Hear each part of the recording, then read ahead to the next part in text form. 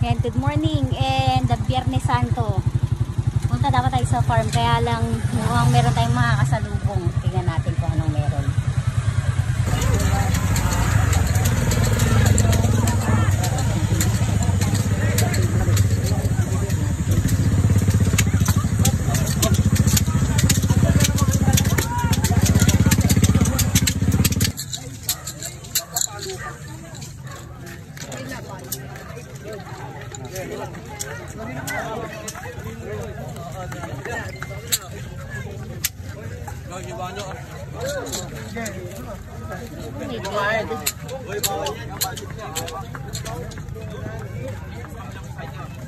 Oh my God.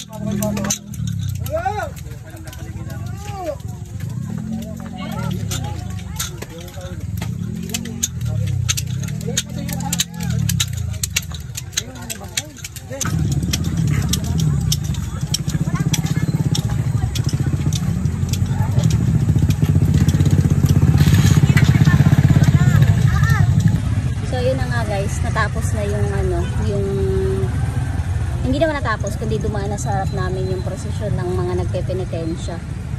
Grabe. Ang tagal na panahon na nung last ako nakakita ng ganun. Ngayon na lang na ulit.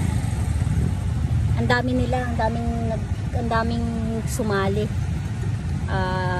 Tapos talagang duguan yung likuran. Hinihiwa ng blade yung likuran nila para dumugo. Yung iba, yung isa nakita mo namagana talaga yung likod niya. Nag-bump na yung likod niya. Hanggang dun saan kaya yun pupunta? Sa St. John. Hindi namin alam kung saan ang station nila. Kung saan simbahan sila didirekta. Pero mahabang prosesyon yan. Biyernes Santo. Ayan, nandito tayo. Nakalampas tayo dun sa prosesyon kanina at tara, punta tayo dito. Dito na tayo sa farm. Bigyan ko kayo ng update sa itsura ng ating farm ngayon. So, natapos na kami sa pag-ani ng pipino at sitaw. At hindi na talaga kaya kasi hindi na talaga mabuhay yung ating deep well. Natuyo na talaga siya. Ayan. Ang dami nating hinog na kamatis. Diligan natin siya kasi sayang naman, nagbubunga siya eh. Ayan, kukuhanin ko to ngayon at didiligan sila. Ayan, pati yung sobrang tagtuyot talaga kahit itong ating talong. Tignan nyo, natuyot na talaga siya. So yung ating pipino hindi na talaga kaya. Alam naman natin na ang pipino dapat pinapatubigan talaga siya. So hindi kaya. As in, tuyot na yung ating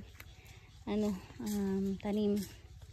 So hindi na kami nagpag-harvest last the other day. Hindi na kasi kaya.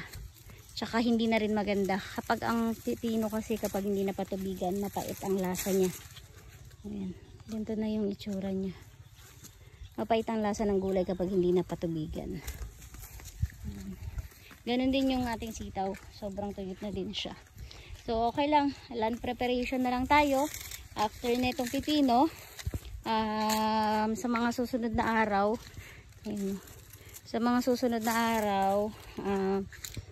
maglilinis na dito si daddy. Ayan. Meron pa rin naman. Maglilinis na dito si daddy sa mga susunod na araw. Tapos magtatanggal ng mga baging at magtatanggal ng mga kawayan. Tapos unti-unti na rin tanggalin yung mulching. Meron pa rin naman talaga mapipitas. Kaso nga lang ang problema, pag kinain mo to, mapait yung lasa ng gulay. Mapait yung lasa ng pepino. Dahil nga kulang siya sa tubig. Diba dapat bland lang siya o kaya manamis-namis. Pero dahil nga kulang sa tubig, dehydrated kumbaga, tutubo siya, lalaki. Pero mapait yung lasa niya. Ayan. Ano tayo? Kuha tayo ng kamatis kasi nahinog na siya.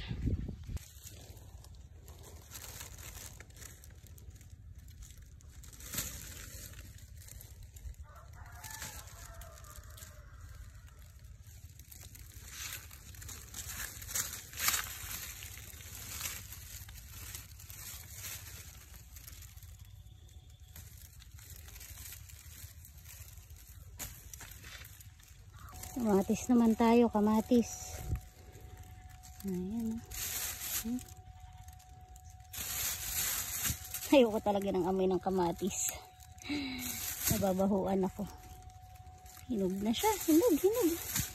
Tapos yan, since kulang tayo ng tubig, hindi siya lumalaki pero nahihinog.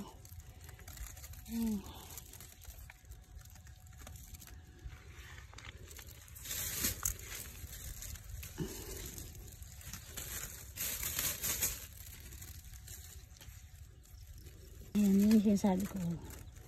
Kulang kasi sa tubig. Kaya hindi siya lumalaki. Mapait din kaya ito. Kasi diba yung pipino nga, mapait siya kasi wala siyang patubig. Let's see.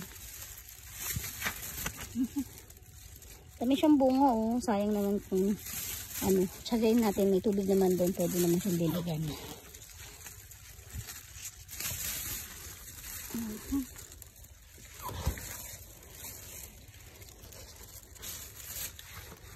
Ang daming bunga ng sili. Dami na natin kamatis sa bahay. Diba? Kaya ganito dapat talaga may tanim ka. Para kahit magmahal yung gulay, meron ka. Hindi ka kailangan bumili ng gulay sa labas. Ayan, ito lahat ng nakuha natin. Ang daming sili oh. Tapos kamatis.